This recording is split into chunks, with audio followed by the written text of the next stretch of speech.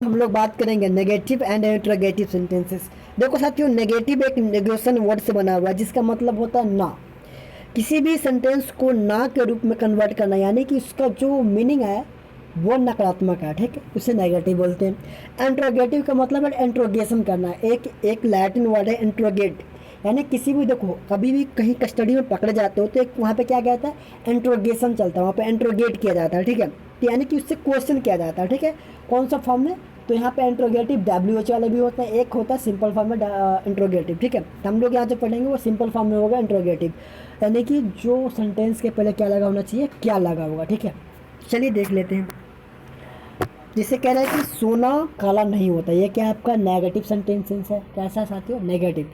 इसे बहुत सारे लोग नेगेटिव बोलता है, जबकि नेगेटिव नहीं होता, नेगेटिव होता है, ठीक है। प्रोनाउंसिएशन करोगे तो नेगेटिव होता है।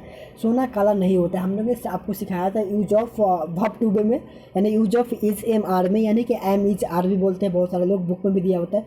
तो मैंने इसमें बताया था आपको साथियों कि जो जिसके अंत में होता है, होती है, होते हैं, इसकी भी सेंटेंस हम लोग इससे use of is am are के फॉर्म में ही बनाते हैं। वो अगले पिछले वीडियो में बता दिए थे, आप इस वीडियो को जाकर के देख लेना, थोड़ी बहुत भी अगर टाइम हो तो, अदरवाइज कोई दिक्कत नहीं, यहाँ भी समझ सकते हो।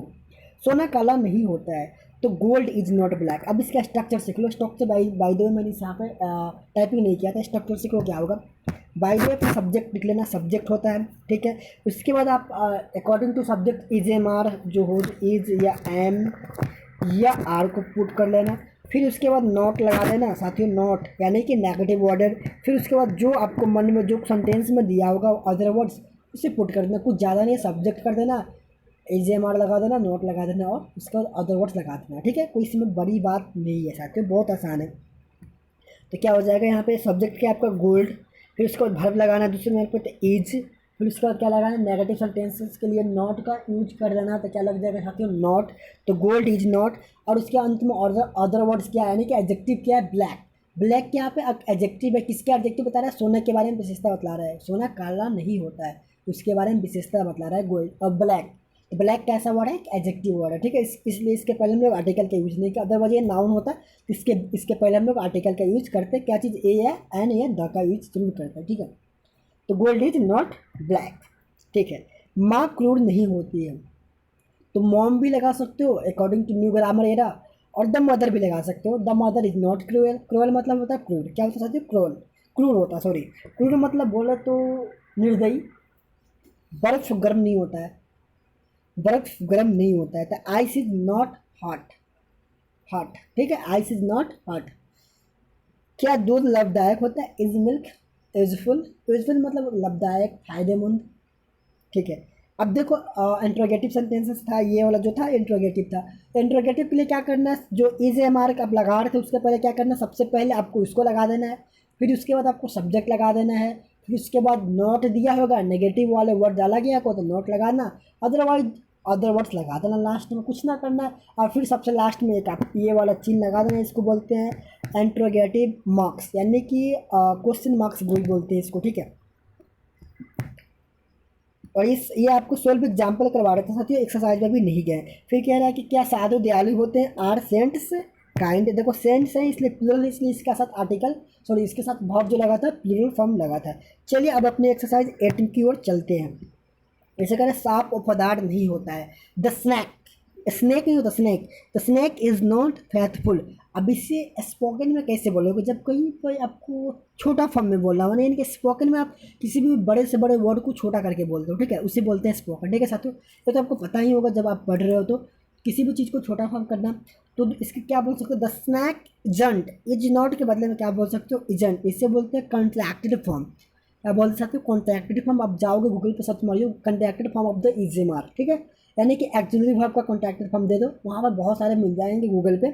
बाय द वे नहीं मिले तो मेरे से कमेंट कर दो, मैं आपको उसका भी PDF बना करके प्रोवाइड करवा दूंगा, ठीक है। तो हो जाएगा द स्नैक इजंट फेथफुल, भाई वफादार नहीं होता, सांप से खिलवाड़ ना करना, कब कहाँ उसकी मूड चेंज हो जाएंगे। फिर उसके बाद कह रहा है कोयल उजली नहीं होती, the Kuku is not white.